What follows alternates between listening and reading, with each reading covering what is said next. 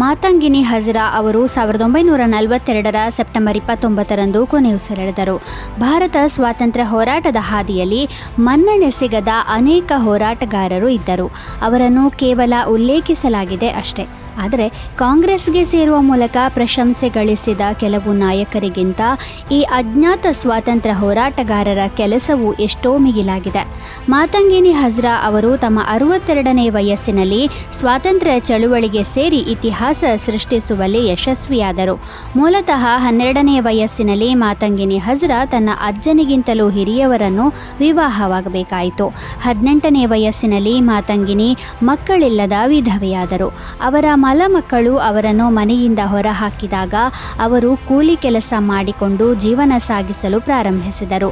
ಹೀಗೆ ಏಕಾಂಗಿಯಾಗಿ ಬದುಕುತ್ತಿರುವಾಗ ಕ್ರಮೇಣ ದೇಶದ ಸ್ಥಿತಿಗತಿ ಮತ್ತು ಗುಲಾಮಗಿರಿಯ ಬಗ್ಗೆ ಜನರಿಂದ ತಿಳಿದುಕೊಂಡರು. 1932ರಲ್ಲಿ ಒಂದು ದಿನ ನಾಗರಿಕ ಅಸಹಕಾರ ಚಳುವಳಿಯ ಸಮಯದಲ್ಲಿ ಮಾತಂಗಿನಿಯ ಗುಡಿಸಲಿನ ಮೂಲಕ ಪ್ರತಿಭಟನಾ ಮೆರವಣಿಗೆ ಹಾದುಹೋಯಿತು. ಆ ಮೆರವಣಿಗೆಗೆ ಮಾತಂಗಿನಿಯು ಸೇರಿಕೊಂಡರು. ನಂತರ ಆಕೆಯನ್ನು ಮೊದಲ ಬಾರಿಗೆ ಬಂಧಿಸಲಾಯಿತು. 1942ರಲ್ಲಿ ಮಹಾತ್ಮ ಗಾಂಧಿಯವರು ಬ್ರಿಟಿಷರ ವಿರುದ್ಧ ಕ್ವಿಟ್ ಇಂಡಿಯಾ ಚಳುವಳಿ ಆರಂಭಿಸಿದರು. ಮಾತಂಗಿನಿ ಹಜ್ರಾ ಅವರು 1942ರ ಸೆಪ್ಟೆಂಬರ್ 29ರಂದು ತಮ್ಮ 72ನೇ ವಯಸ್ಸಿನಲ್ಲಿ 6,000ಕ್ಕೂ ಹೆಚ್ಚು ಜನರೊಂದಿಗೆ ಬ್ರಿಟಿಷರ ವಿರುದ್ಧ ಮೆರವಣಿಗೆ ನಡೆಸಿದರು. ಪೊಲೀಸರು ಎಚ್ಚರಿಸಿದಾಗಲೂ ಮಾತಂಗಿನಿಯವರು ಕೈಯಲ್ಲಿ ತ್ರಿವರ್ಣ ಧ್ವಜ ಹಿಡಿದು ಮುಂದೆ ಸಾಗಿದರು. ಆಕೆಯ ಬಲಗೈಗೆ ಪೊಲೀಸರು ಗುಂಡು ಹಾರಿಸಿದರು. ಆದರೆ ಗಾಯಗೊಂಡರೂ ಕೂಡ 72ರ ಹರೆಯದ ಅವರು ತ್ರಿವರ್ಣ ಧ್ವಜವನ್ನು ಕೆಳಗೆ ಬೀಳಲು ಬಿಡಲಿಲ್ಲ. ಗಾಯಗೊಂಡರೂ ಮಾತಂಗಿನಿ ಮತ್ತೆ ಮುಂದಕ್ಕೆ ಹೋದಾಗ ಒಬ್ಬ ನಿರ್ದಯ ಪೊಲೀಸ್ ಅವರ ಹಣೆಗೆ ಗುಂಡು ಹಾರಿಸಿದ. ಈ ಮೂಲಕ ಅವರು ದೇಶಕ್ಕಾಗಿ ಪ್ರಾಣಾರ್ಪಣೆ ಮಾಡಿದರು. ಯುರೋಪಿಯನ್ ನ್ಯೂಕ್ಲಿಯರ್ ರಿಸರ್ಚ್ ಆರ್ಗನೈಸೇಷನ್ ಅಂದರೆ ಸರ್ನ್ ಅನ್ನು 1954ರ ಸೆಪ್ಟೆಂಬರ್ 29ರಂದು ಸ್ಥಾಪಿಸಲಾಯಿತು. ಸರ್ನ್ ಎಂಬುದು ಫ್ರೆಂಚ್ ಪದವಾಗಿದ್ದು ಇದರ ಇಂಗ್ಲಿಷ್ ಅರ್ಥ European council for nuclear research. ಈಗ ಭಾರತವು ಅದರ ಭಾಗವಾಗಿದೆ. ಸರ್ನ್ ಅತಿ ದೊಡ್ಡ ಭೌತಶಾಸ್ತ್ರ ಪ್ರಯೋಗಾಲಯ ಹೊಂದಿದ್ದು ಅದು ಫ್ರಾನ್ಸ್ ಮತ್ತು ಸ್ವಿಟ್ಜರ್ಲೆಂಡ್ನ ಗಡಿಯಲ್ಲಿರುವ ಜಿನೀವಾ ಪ್ರದೇಶದಲ್ಲಿದೆ. ಸರ್ನ್ ಭಾರತ ಸೇರಿದಂತೆ 22 ಸದಸ್ಯ ರಾಷ್ಟ್ರಗಳನ್ನು ಹೊಂದಿದೆ. ಪ್ರಪಂಚದ ಸುಮಾರು 8,000 ವಿಜ್ಞಾನಿಗಳು ಮತ್ತು ಎಂಜಿನಿಯರ್ಗಳು ಅಲ್ಲಿ ಕೆಲಸ ಮಾಡುತ್ತಾರೆ. ಅಲ್ಲಿ 10 ವರ್ಷಗಳ ಕಠಿಣ ಪರಿಶ್ರಮದ ನಂತರ ವಿಶ್ವದ ಅತಿ ದೊಡ್ಡ ಕೊಲೈಡರ್ ಅಂದರೆ ಲಾರ್ಜ್ ಹ್ಯಾಡ್ರಾನ್ ಕೊಲೈಡರ್ ಅನ್ನು ನಿರ್ಮಿಸಲಾಯಿತು. ಈ ಕೊಲೈಡರ್ನಲ್ಲಿ ಹಿಗ್ಸ್ ಬೋಸಾನ್ ಅನ್ನು 2012ರ ಜುಲೈ 4ರಂದು ಕಂಡುಹಿಡಿಯಲಾಯಿತು. ಇದನ್ನು ದೇವರ ಕಣ ಅಥವಾ ಗಾಡ್ ಪಾರ್ಟಿಕಲ್ ಎಂದು ಕರೆಯುತ್ತಾರೆ. ಈ ಪ್ರಯೋಗದಲ್ಲಿ ಪ್ರೋಟಾನ್ಗಳು ಮತ್ತು ಸೀಸದ ಅಯಾನು ಕಣಗಳು ಬೆಳಕಿನ ವೇಗದಲ್ಲಿ ಕೊಲೈಡರ್ಗೆ ಡಿಕ್ಕಿ ಹೊಡೆದವು. ಇದರಿಂದ ಪ್ರಾಥಮಿಕ ಕಣವಾದ ಗಾಡ್ ಪಾರ್ಟಿಕಲ್ ಹುಟ್ಟಿತು. ವಿಜ್ಞಾನಿಗಳ ಪ್ರಕಾರ ನಮ್ಮ ಬ್ರಹ್ಮಾಂಡವು ಬಿಗ್ ಬ್ಯಾಂಗ್ ನಂತರ ಈ ಕಣಗಳಿಂದ ಮಾಡಲ್ಪಟ್ಟಿದೆ. ರುಡಾಲ್ಫ್ ಡೀಸೆಲ್ 1913ರ ಸೆಪ್ಟೆಂಬರ್ 29ರಂದು ಕೊನೆಯುಸಿರೆಳೆದರು. ರುಡಾಲ್ಫ್ ಡೀಸೆಲ್ ಒಬ್ಬ ಪ್ರಸಿದ್ಧ ಜರ್ಮನ್ ಇಂಜಿನಿಯರ್. ಅವರ ಸಂಶೋಧನೆಗಳ ಆಧಾರದ ಮೇಲೆ ಡೀಸೆಲ್ ಎಂಜಿನ್ ಅನ್ನು ತಯಾರಿಸಲಾಯಿತು. ರುಡಾಲ್ಫ್ ಡೀಸೆಲ್ 1858ರ ಮಾರ್ಚ್ 18ರಂದು ಪ್ಯಾರಿಸ್ನಲ್ಲಿ ಜನಿಸಿದರು.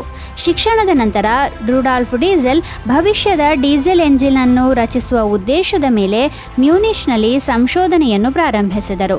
1893ರಲ್ಲಿ ಅವರು the theory and construction of A rational heat motor ಎಂಬ ಪುಸ್ತಕವನ್ನು ಬರೆದರು. 1899ರಲ್ಲಿ ಅವರು ಎಂಜಿನ್ಗಳನ್ನು ತಯಾರಿಸಲು ಕಾರ್ಖಾನೆಯನ್ನು ತೆರೆದರು ಮತ್ತು ಈ ಎಂಜಿನ್ಗಳನ್ನು ಸಂಪೂರ್ಣವಾಗಿ ಉಪಯುಕ್ತವಾಗುವಂತೆ ಮಾಡಲು ತಮ್ಮ ಉಳಿದ ಜೀವನವನ್ನು ಕಳೆದರು. 1913ರ ಸೆಪ್ಟೆಂಬರ್ 29ರ ಸಂಜೆ ಡೀಸೆಲ್ ಅವರು ಏಂಟ್ವರ್ಪ್ನಲ್ಲಿ ಡ್ರೆಸ್ಡೆನ್ ಹಡಗನ್ನು ಹತ್ತಿದರು ಎಂದು ವರದಿಯಾಗಿದೆ. ಅವರು ಡೀಸೆಲ್ ಕಂಪನಿಯ ಸಭೆಗಾಗಿ ಇಂಗ್ಲೆಂಡ್ಗೆ ಹೋಗುತ್ತಿದ್ದರು. ಅವರು ಹಡಗಿನಲ್ಲಿ ಊಟ ಮಾಡಿದರು ಮತ್ತು ನಂತರ ಸುಮಾರು 10 ಗಂಟೆಗೆ ತಮ್ಮ ಕ್ಯಾಬಿನ್ಗೆ ಹಿಂತಿರುಗಿದರು. ಮರುದಿನ ಬೆಳಗ್ಗೆ 6:15ಕ್ಕೆ ತನ್ನನ್ನು ಎಬ್ಬಿಸಬೇಕು ಎಂದು ಅವರು ಸೂಚನೆ ನೀಡಿದ್ದರು. ಆದರೆ ಅವರು ಮತ್ತೆ ಜೀವಂತವಾಗಿ ಕಾಣಸಿಗಲಿಲ್ಲ.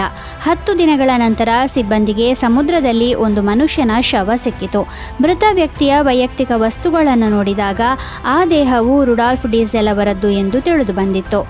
ಡೀಸೆಲ್ ಎಂಜಿನ್ ತಂತ್ರಜ್ಞಾನವನ್ನು ಜರ್ಮನ್ ಸರ್ಕಾರಕ್ಕೆ ನೀಡಲು ಸಿದ್ಧರಿಲ್ಲದ ಕಾರಣ ಅವರನ್ನು ಜರ್ಮನ್ ಗೂಢಚಾರರು ಹತ್ಯೆ ಮಾಡಿದ್ದರು ಎಂದು ಹೇಳಲಾಗುತ್ತದೆ.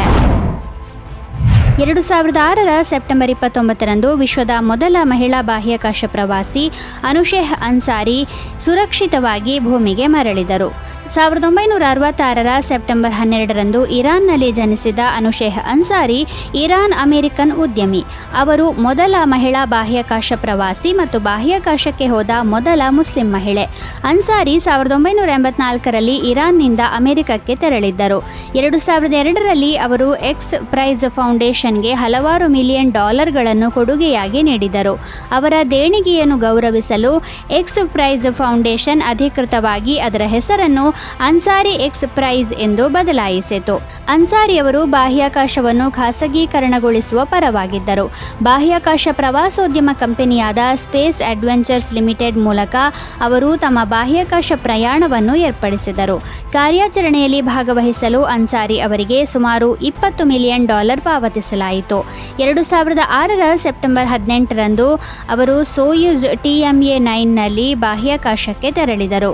ಅನ್ಸಾರಿ ಅಲ್ಲಿ 8 ದಿನಗಳನ್ನು ಕಳೆದರು. ಅವರು 2006ರ ಸೆಪ್ಟೆಂಬರ್ 29ರಂದು ಭೂಮಿಗೆ ಮರಳಿದರು ಮತ್ತು ಕಜಾಕಿಸ್ತಾನ್ಗೆ ಬಂದಿಳಿದರು.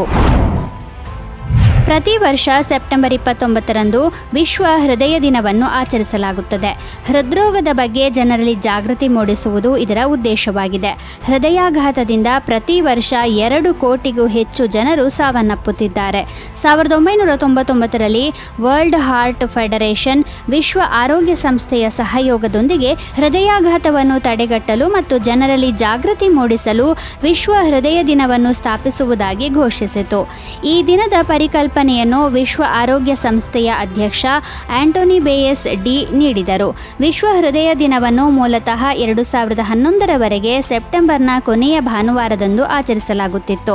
ಮೊದಲ ವಿಶ್ವ ಹೃದಯ ದಿನವನ್ನು 2000ನೇ ಇಸವಿಯ ಸೆಪ್ಟೆಂಬರ್ 24ರಂದು ಆಚರಿಸಲಾಗಿತ್ತು.